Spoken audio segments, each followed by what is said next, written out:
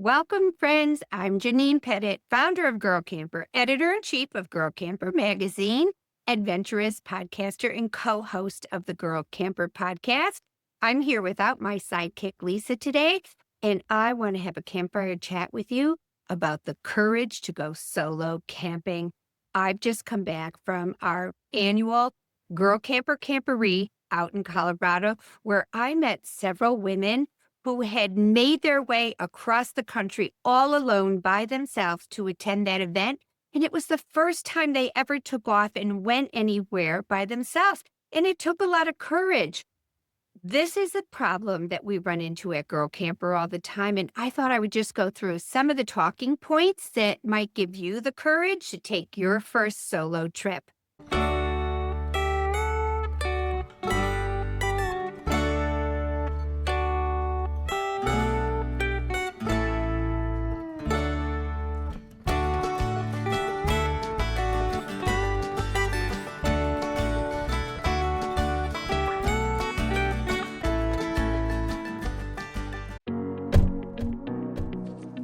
What does it mean to camp like a girl?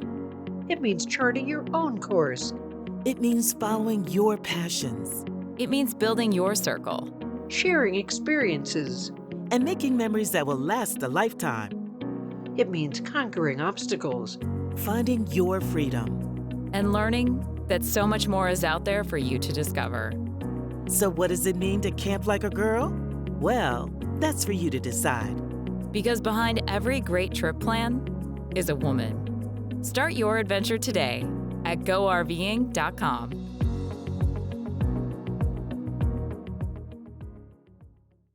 We want to thank our sponsors so much. We couldn't do all we do without them, and we're so grateful for their support. So today, I am still kind of reeling from all the fun that we had at Camperie. We were out there in Granby, Colorado, one of the most beautiful places in the whole wide world. We had 100 and close to 190 something women out there from, I think, 15 states across the country, just being women, having fun. If you don't know what our Camperie is, it's once a year we do an event in which you get to go to camp. You are the 12-year-old at camp. We were sitting around one night and we were watching the movie The Parent Trap, and we thought, wouldn't it be fun if we got to go to camp? And so we said, once a year, we're going to have an event in which we get to go to camp, and we get to go to the craft tent, and we get to go to archery, and we get to do paddleboard, we get to do all the fun things. And these women had so much fun exploring Rocky Mountain National Park, which is, of course, absolutely stunning. But the best part is the anticipation of going to something like this, being on your own, having time to yourself, and just kind of testing your mettle a little bit. So when we poll women at Girl Camper and we ask them, what is keeping you from becoming a girl camper? The number one answer we always get is a fear of towing. We've talked about that before, and we'll talk about it again in the future. But let's take the towing off it. Let's just say that's not your fear. The number two fear is just being out there by yourself. So I want to talk about what it means to go solo. And I want to start by defining what solo is, because it's going to be different to different people. And I'll tell you a little story here that just still makes me laugh when I think about it, because we don't know what we don't know. You don't know what people's starting points are.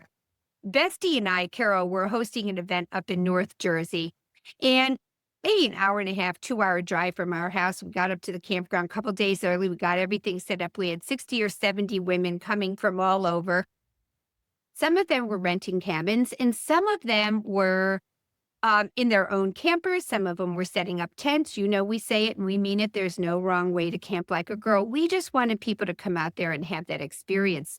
So these two girlfriends arrived, and they're so excited. They've been on a road trip. They've been in the car. They've been having snacks. They've been listening to fun music. They just had a blast getting there. Getting there is a lot of fun.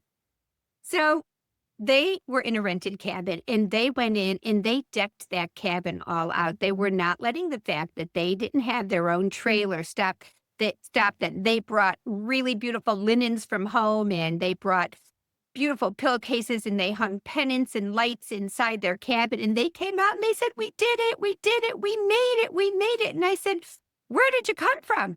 Thinking we're in North Jersey. They came from Virginia. They came from Tennessee. No, they came from South Jersey. They came 2 hours from home, and they were jumping up and down. And I said, "Oh, you're kidding. Did you come up the turnpike?" "Oh, we went the turnpike to here, and then we went here, and then we got here, and we had our map."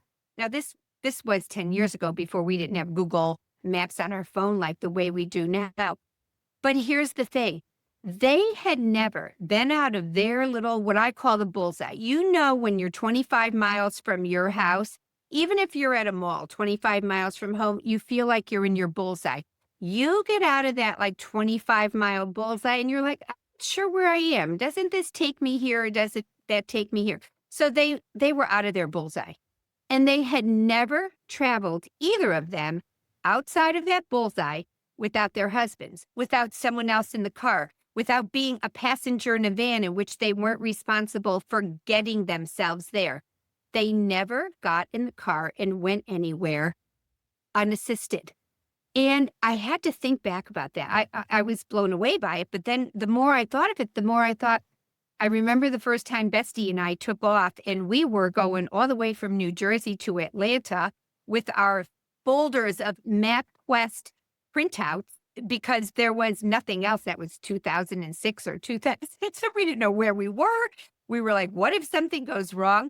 So everybody has a starting point. So maybe solo for you means, I'm going to go someplace outside of my comfort zone. I'm going to have a girlfriend with me, but I'm not going to have the spouse or the father or the person that I normally depend on that is going to take care of anything if anything goes wrong. So maybe solo for you is going to be, I'm doing this with a friend and it's out of my comfort zone. Okay, the other kind of solo I'm talking about is when you're going to a meetup alone. And I think of myself with this. Many times I'll meet up with the Pennsylvania girls, or we're online and we're like, okay, who wants to camp at Allegheny, which is like 4.5-hour ride for me. Well, that's a day trip. That's nothing. I leave here at noon. I'm there by 4:30. I don't stop. I'm on my way and I'm going. I'm also talking to the other girls along the way, and they're like, "Yeah, I'm stopping at the rest stop at here or there. I'm getting the lay of the land. I know where people are." I know that I'm only alone for like this 4.5-hour period. And then when I get there, I've got all my friends. But to me, that 4.5 hours is solo. If I get a flat tire, if something goes wrong, I got to deal with it. You got to handle it, right? Okay, now solo. Solo is you're going someplace far away, completely alone, and you don't have a buddy with you, and maybe you don't know where you're going. And I think back to a trip I took, I think it was in 2017. My daughter was a senior in high school, and I was on the 30-year parenting plan.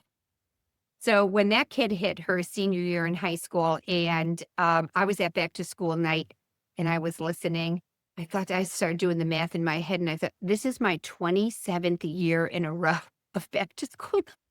Oh, I couldn't wait for it to be over. So when she was about to graduate and we had 1 month and a half left in school there, I took off at the end of March, and I did a 5-week road trip to Texas all by myself, and I had no plans. I had a couple of little girlfriend campouts that were planned where I met my Alabama girls down there in Honeycomb Campground, and we had fun in Alabama. And I met some of the Sister on the Fly girlfriends down in Round Top with the Junk Gypsies. That was 4 or 5 days there. But the rest of that time, it was just me, my little mini Max. I loved that camper so much. It was the perfect little solo travel camper.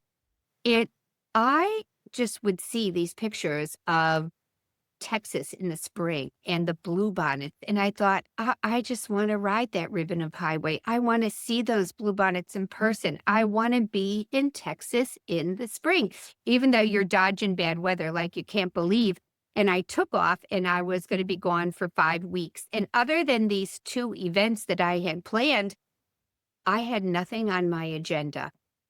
So I took off with all the enthusiasm, of a freight train going downhill. And I was driving, I figured it out. And it's far. Just to get down to the Dallas area is 4 days of driving. It's like 4 8-hour days, which a towing day is more than 8 hours. It really grinds on you. And about the second day in, I realized something. Wow, I'm not even halfway there. And I'm really tired. And there's nobody to take over driving. There was a lot of bad weather. I had a weather app that kept going up, but it really just dawned on me, pulled over at a rest stop one day that whatever happens here, I'm going to have to deal with it. I'm really on my own. And when I got to Texas, I met up with my girlfriends. But after I left them and I started just wandering around with no reservations and no particular goal in sight, just some things that I had always read about. I wanted to go to Fredericksburg. I wanted to go to Hill Country, places that I had been reading about for a long time. I felt a dread at first, but then I also felt an incredible freedom. Once I got a couple of nights under my belt, I learned what I was comfortable with and what I was not comfortable with. And we're going to talk about that a little further down. So there's different types of solo travel, and taking off completely by yourself, and having no backup and nobody with you, and maybe you have plans and reservations. That's solo. Traveling with a girlfriend and meeting up other people, that could be frightening for people too. So I want to start from the beginning here and just address some of the things that make people become a little fearful. Okay. The one of them is, even when you're alone, when I was driving to Texas, right, and my weather app was going off, there was a line of thunderstorms coming up across Tennessee. And there was no way I was avoiding it. It was one of these red blobs that went from the Gulf of Mexico to Canada. There was no avoiding it. And I had to make a decision about what I was going to do. And my poor mom was tracking me. This is what I mean by you're not alone. You have family, you have people on your home base, you have a girlfriend, you have someone who's watching out for you. You also have the entire girl camper community that is there. And I remember my mom calling me and saying, "Oh my gosh, pull over." Well, I'm like, "Mom, I'm 250 miles from the storm front." Finally, I just pulled over to put my poor mom at ease because the people at home are worried about us. And in that night, because I knew how severe the weather was and I was watching the app, I stayed in a hotel. I just had to make that decision. You know what? This is not a night to be brave. I don't want to sit in a concrete bathroom at a campground while the storm sirens go off. I'd rather be at a La Quinta and have a nice breakfast in the morning. So that's what I did. And you got to make that call along the way. But you're really not alone. There are more apps, more systems in place for all of us to be safe. You've got tracking devices, you've got Life 360, you've got SpotX, you've got your family that's able to see where you are, you've got Find My Phone when you get lost. There's rarely anywhere you go where you really don't have a cell signal. So you're not alone. You're in this space by yourself this minute, but you are very much connected. And sometimes that's all you need. Sometimes you need someone to just stay on the phone with you while you get through a tricky spot. I can remember when I was coming home, when I bought my very first camper, I bought a 1959 Field and Stream, and I bought it off of eBay sight unseen. It seems crazy now, but this was in 2006. And my husband at the time said to me, "If you give me 2 days, I'll clear my schedule and we'll go down and we'll get that camper." And I said, "I'm going to be home with that camper by then." And I took off at 7 o'clock in the morning and I drove 12 hours in the pouring rain from my house to Asheville, North Carolina, where I met the man I purchased it from at Motor Vehicles in Asheville. And we did all the paperwork and he hooked me up and he made sure I was all set up and the lights were working and I had temporary tags and a receipt for the thing. And I took off. Well, in my 6-cylinder minivan with a 900-pound camper, it wasn't towing it. I was going 35 miles trying to get up those hills outside of Asheville. If you've ever driven around there, you know what I'm talking about. It was rainy. It was foggy. I was scared to death. I hadn't towed anything in forever. I knew it was hooked up correctly, but I had to call my dad. Dad, here's where I am. And he said, all right, listen to me now, honey. Get in the right-hand lane and just stay there. Now, when someone's coming in, trying to merge in, you're not going to have the speed in that little 6-cylinder, so you back off and let those trucks come in. And he just stayed on the phone with me until I got out of those mountains and just reminded me, stay in your lane, make room for people, don't go faster, but don't go slower either. Don't be one of these people going 35.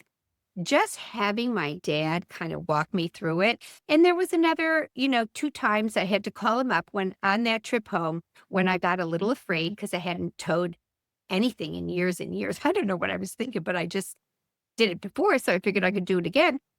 I would just call up my dad. Okay, where are you now? Okay, what's the truck traffic like? And just hearing that calm voice. So call somebody. Call somebody. A friend of mine told me when she was towing her camper for her very first solo trip all by herself, and she was only going an hour and a half from home. She turned on the Girl Camper podcast. And she said, I listened to you all the way there and I calmed down. So I thought that was very sweet. Anyway, so you're not alone. Take advantage of all of the apps, of all of the systems we have for being connected, and take advantage of the Girl Camper community. Go on to the Girl Camper Facebook page and say, this is the route I'm traveling.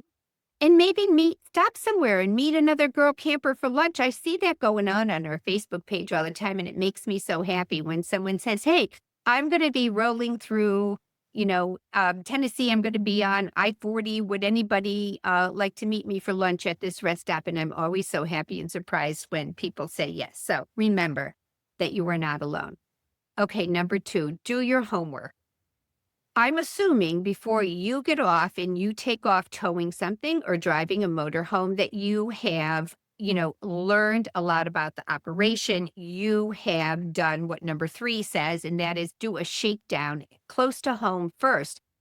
Don't take off on your solo trip that's 3,000 miles across the country. Get a couple of trips under your belt where you know how these drains work. You know what that beeping noise is. You know how to empty your tanks. You know how to fill them back up again. You know how to connect and disconnect. You know how your stabilizing jacks work. Don't go cold. Don't learn it on the road. Make sure you do your homework. The other thing you really need to do your homework about is your route. Okay, so there's a lot of different ways often to get someplace. So figure out what that route is going to be ahead of time, and then get on those websites and look at the traffic and get on the apps that tell you whether there's construction.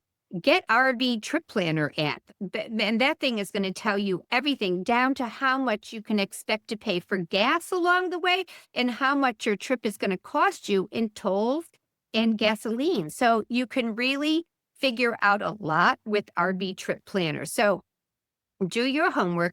Don't get on the road with a bunch of loose maps on your passenger seat. Figure out where you're going to go.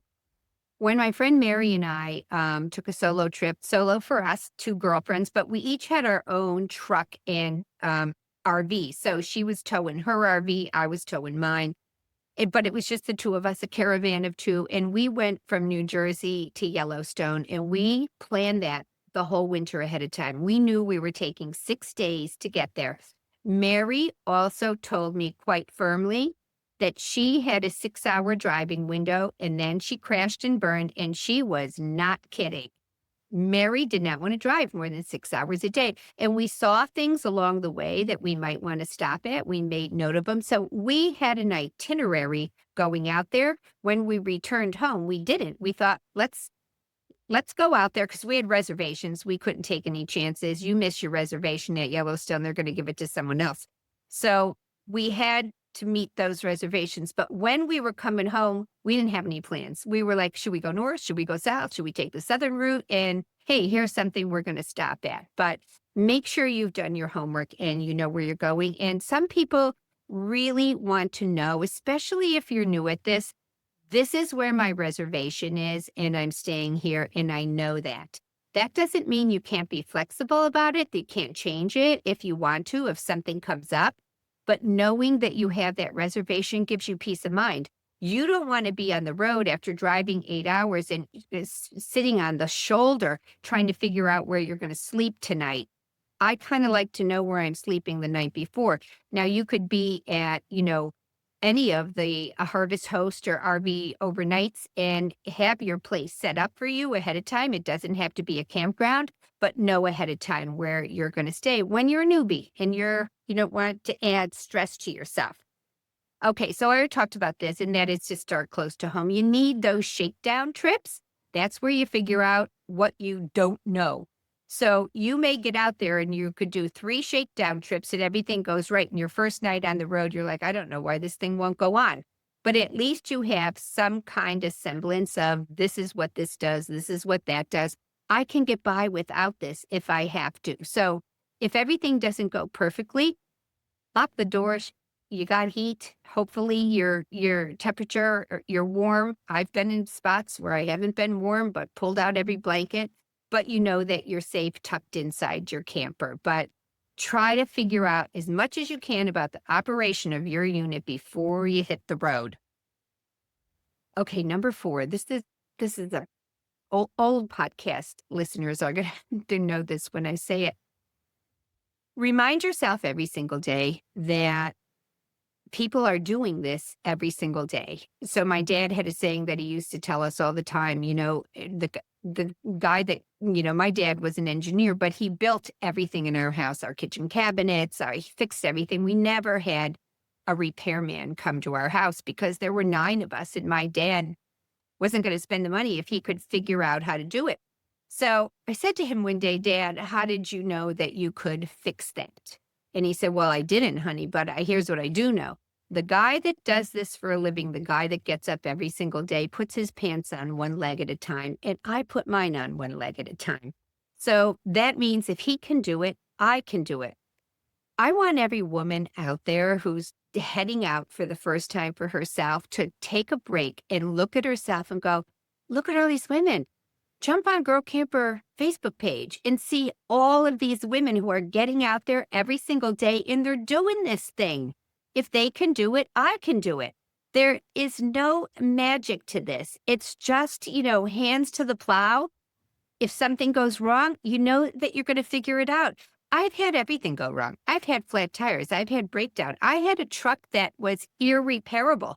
A rod blew on it in the middle of Pennsylvania somewhere, and it had to be totaled. I had to get someone to come and tow my camper home, and I had to buy a new truck. I mean, that's pretty bad. I mean, I'm glad I was just in Pennsylvania 4 hours from home and not in Wyoming. But whatever happens, you can deal with it. So remind yourself that there are women out there every day and they're doing it and you can do it too. Okay, number 5 here. You got to trust your gut. Sometimes a bell is just going to go off and everybody knows what I'm talking about. You've got that bell that goes off that says, I don't like what I'm seeing here. Something feels off to me, and you turn around and you get out of there. I've only had it happen to me like 2 times, and I don't even know. I can't tell you if something was really wrong there. All I can tell you is I was driving up to a campground late at night in the dark, and I thought, I don't like this. This is creepy. And I turned around and I went 20 miles back to the highway and ended up sleeping in the parking lot of a hotel in my camper, and that was preferable. But my gut was going off.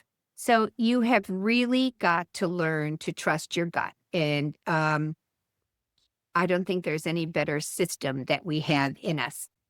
Okay. The other thing I want to talk about, number 6, don't be prideful. Okay. And what I mean by that is don't see what other women are doing. They're in some van and they're on the side of some road out in Nevada on some rim.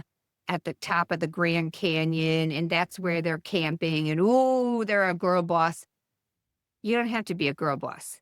If they're comfortable with that and they want to do that, but that is giving you like agita, don't do it. Camp at your own level, camp at your own comfort level. Someday you may do that and it may look like something aspirational to you. And when you get some experience under your belt and you're comfortable with your vehicle, with your personal safety, with how far from any kind of assistance you might be, you may want to do that. But don't look at other people and say, oh, if I'm not doing this, am I really a girl camper? Yeah, you are. If you're in a tent in your backyard with your grandkids, you're a girl camper. Okay, you don't have to prove anything to anybody. Just go out and do what it is that you feel good about and what your comfort level is. And if you want to push that comfort level, go ahead and do that. But if you don't, no shame in that. If you're camping in a state park 20 miles from home in a tent and your husband dropped you off and picked you up, so what? You're out there. You're doing it. So don't get caught up in this thing like there's some way, and if you're not doing that level, that you're not one of the cool kids, just go out and have fun. Get out in nature and do your own thing. Okay, let me see here. Number 7, have a check-in system. So, Carol and I, my bestie and I, like when we're on the road together, we're on the phone constantly. And, if I don't see her behind me, I'm like, I'll look in my rearview mirror. And I'm like, I haven't seen Carol in a while. And I'll call her up and say, how far back are you? And she'll tell me what mile marker she's at. If she leaves and she's ahead of me by a couple of hours, we're always in touch telling each other. Her husband is always tracking her on Life 360. I'm always tracking her. My kids are tracking me. Everybody has to have someone who knows where they are. So whether you've got a SpotX or you've got Life 360 or you've got a check-in system that says, if you don't hear from me by 6 o'clock tonight, give me a call.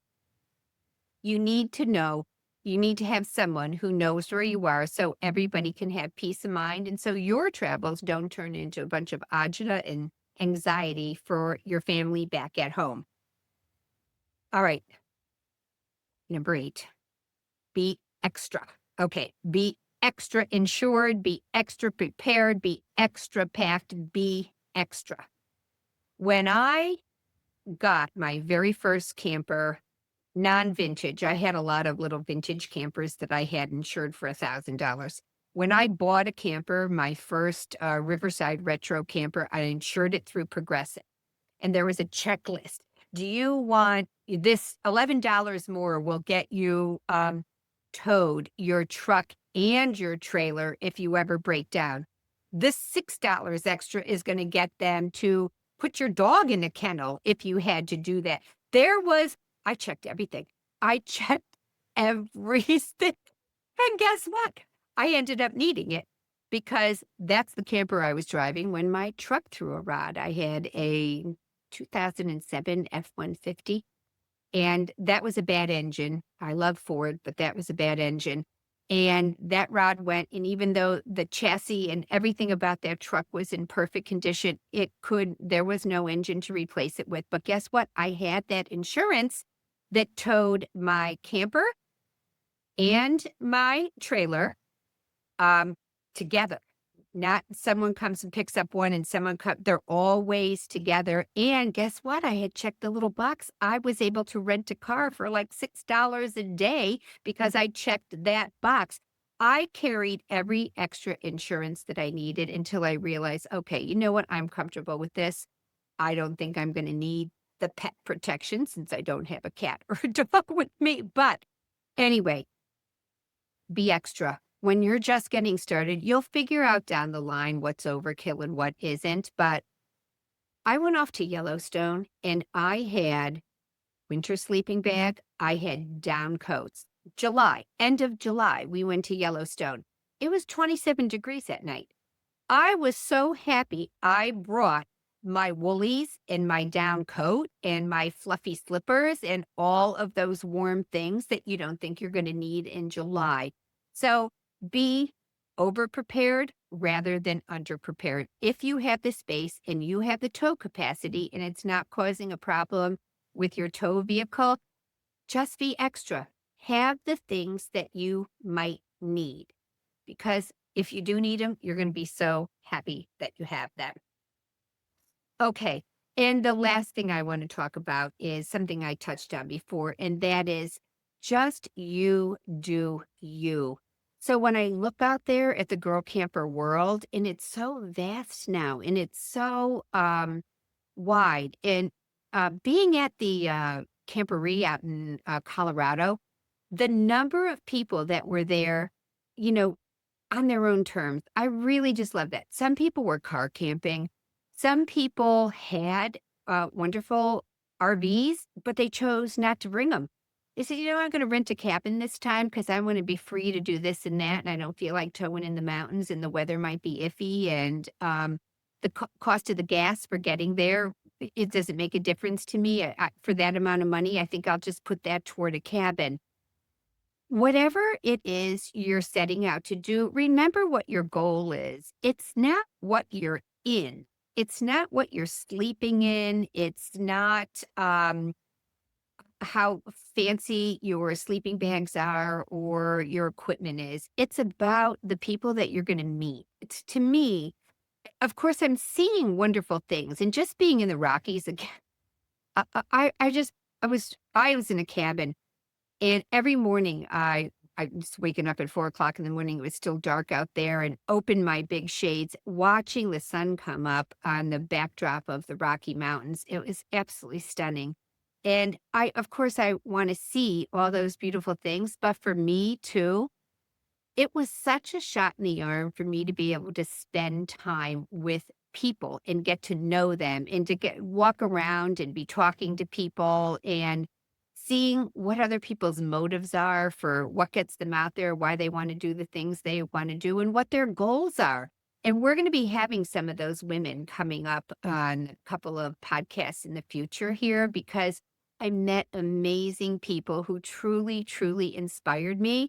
And I am just so thrilled to be bringing their story to you, because when I hear them, I think, oh my gosh, that's just so great. And it makes me so happy to see that Girl Camper gets to play a part in helping those women help each other. And to see that community being built there was really wonderful. So whatever it is that makes you want to get out there and go places and do things, we want you to know we've got your back. There's no wrong way to camp like a girl. And we hope we see you out there at many events to come in the future. So don't be afraid to be that solo woman traveler. We want to give you the courage to do it. Make sure you remember that we've got your back. So this is Janine, founder of Girl Camper, and I want to remind you to find us on Facebook, on Instagram, on our Girl Camper website, and our magazine is now out there in digital. If you're already a subscriber, $20 for the very first time, guess what? You get all 21 back issues of the magazine on digital, and that'll keep you company on your iPad and your camper at night for a long, long time. So listen to cook those recipes, give us a tag, show us what you're doing out at the campground. This is Janine Pettit. Happy trails, everyone.